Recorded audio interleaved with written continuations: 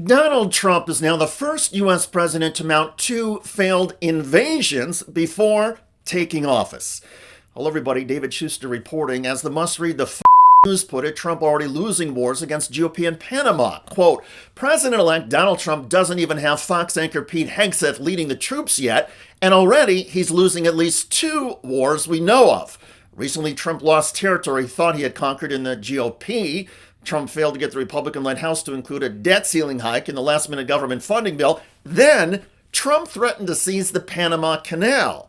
He posted this picture on Truth Social. Welcome to the United States Canal. But Trump's attack was easily repelled by reality and by Panama's president. Every square meter of the Panama Canal and its surroundings belongs to Panama and will continue to be. The sovereignty and the independence of our country are non-negotiable. The battle over the canal erupted when Trump spoke at a conservative conference in Arizona and articulated his foreign policy principles. The main principle seems to boil down to whatever Donald Trump wants. Clearly, Trump wants the Panama Canal. The U.S. built it in the early 1900s and relinquished control in 1999 as part of a treaty signed years earlier by U.S. President Jimmy Carter. It was given to Panama and to the people of Panama, but it has provisions. You got to treat us fairly, and they haven't treated us fairly. If the principles, both moral and legal, of this magnanimous gesture of giving are not followed, then we will demand that the Panama Canal be returned to the United States of America in full, quickly, and without question. The key question seems to involve the fees that Panama charges ships that use the canal. The canal depends on reservoirs to operate its locks. Those reservoirs dropped in 2023 because of Central American droughts that forced the canal to reduce the number of daily slots for crossing ships. With fewer ships using the canal each day, administrators increase the fees that are charged for ships reserving a slot.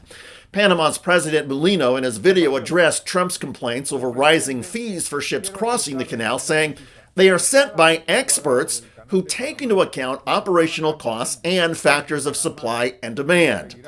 The fees are not set on a whim, Mulino noted. He added that Panamanians may have different views on many issues, but when it comes to our canal, Panamanians are united. Quote, every square meter of the Panama Canal belongs to Panama and will continue belonging to Panama. Trump responded with, we'll see about that. Diplomats and international experts said Donald Trump has no idea what he's talking about with the canal and that international law favors Panama on all of this.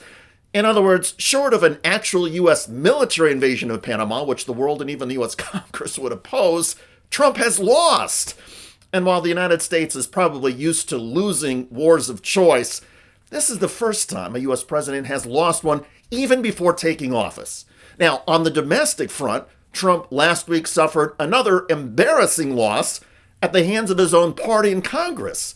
During negotiations over a budget bill to keep the government funded, Trump demanded the bill include a provision that lifts the debt ceiling. Trump tells our chief Washington correspondent, John Karl, there will be a government shutdown unless Congress eliminates or extends the debt ceiling. But just hours later, there was this. Congress voting to secure a spending bill and avoid a government shutdown. This bill does not include any extension of the debt ceiling, this being the maximum amount that the federal government is allowed to borrow. That had been a major demand from President-elect Trump. He had been pushing Republicans this week to either eliminate the debt ceiling altogether or at least extend it. He didn't want to have to worry about that once he takes the presidency. But because this didn't make it into the final version of the bill, that means that when we get into this next Congress, this is going to return as a headache. And because of that headache, Donald Trump and his partner Elon Musk had threatened to support GOP primary challengers against every Republican who voted against Trump and Musk's wishes. But the response from Republicans was, meh. Worried about backlash from Trump? I have supported Donald Trump. He supported me. We're good. What do you think Trump may have learned, if anything, by trying to bully Republicans like yourself into backing a debt limit suspension? Well, I just think we need to stick to what we told our folks back home. I've never voted to raise the debt ceiling. I love Donald Trump, but he didn't vote me into office. My district did. Trump has said that people will get primaries if they don't listen to him on the debt limit and the CR. Does that affect how you're thinking about this? I am thinking about what is good for my state and what is good for my country. Are you concerned about your primary at all? I am not. He is not concerned about being primary despite handing Trump a humiliating defeat. And if you think about it, any potential primary challenges are nearly 2 years away. 2 years from now, many people, including Republicans, will think of 2024 as having been an eternity ago.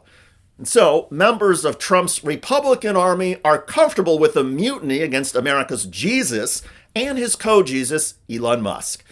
And it all adds up to Donald Trump losing on Capitol Hill and in his battle with Panama. There is a third potential front that Trump is considering. Trump was again mused on social media about an assault on Denmark to either buy or steal Greenland. And to be fair, thanks to global warming, Greenland may look more like Florida after a few more years of Trump enabling an accelerated pollution of the Earth's atmosphere. Still, it's not clear how Trump would acquire Greenland, in part because without raising the debt ceiling, he won't be able to get the money to pay for it, even if Denmark was willing to sell it. And Denmark is not willing, as that country's leader has said repeatedly. Trump's failure to raise the debt ceiling could also block Trump's efforts to deport migrant workers in the United States. Deporting even a fraction of the 11 million workers would cost law enforcement hundreds of billions of dollars. That money has not been allocated yet by Congress and would require busting the budget. Likewise, analysts say Donald Trump's tax breaks for the rich would decrease government revenues by at least $1 trillion. And with less government revenue and more government spending, the deficit will explode. But Trump will not be able to do that without a victory in Congress. And again, Trump is going to start off his administration as a legislative loser and as a foreign policy loser, thanks to his urges as president-elect. Also, Trump is already setting himself up for another loss soon after he takes the oath of office. In the same bizarre Arizona speech, Trump declared war on women's boxing, saying it hurts America's spirit. Who the hell can have spirit? Watching women get beat up in a boxing ring? I don't think that's spirit, right? We're going to end that one quick. We're going to end it very quickly. We're going to end that one very quickly. We are going to end women's boxing quickly. How? Donald Trump refused to say. His transition team also refuses to say. Legal experts point out that Trump cannot simply file legal challenges ordering it to stop, and that such lawsuits will be, pardon the pun, flattened.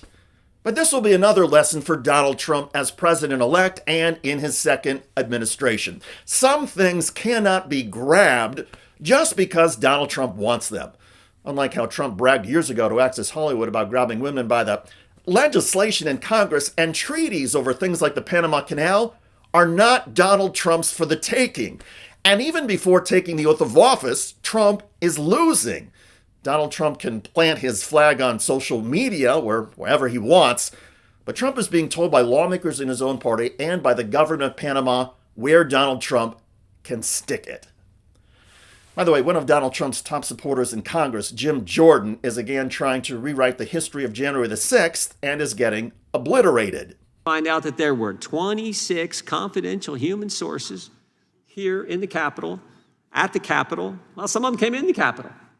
26 of them on January 6th. 17 went in the restricted area, 4 went in the Capitol, 0 were arrested. And remember, confidential human source is a fancy name for spy.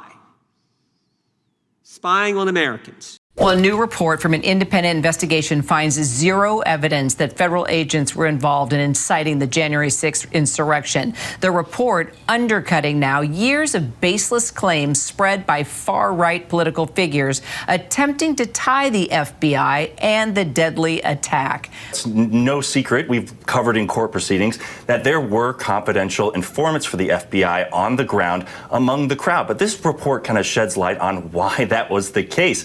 And what we've learned in terms of numbers is there was only 26 confidential human sources among the crowd that were in Washington that day. Now, 3 of those who actually entered the Capitol, this report found, were actually assigned by a field office with tracking a specific domestic terrorism suspect in a case that the FBI was pursuing at the time.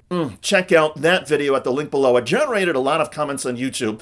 One of the most popular is from Dennis, who writes, Jim Jordan is another embarrassment in Congress. I hear you. I look forward to reading your comments about Donald Trump losing 2 wars even before taking office again. I'm David Shuster. Thanks for joining us.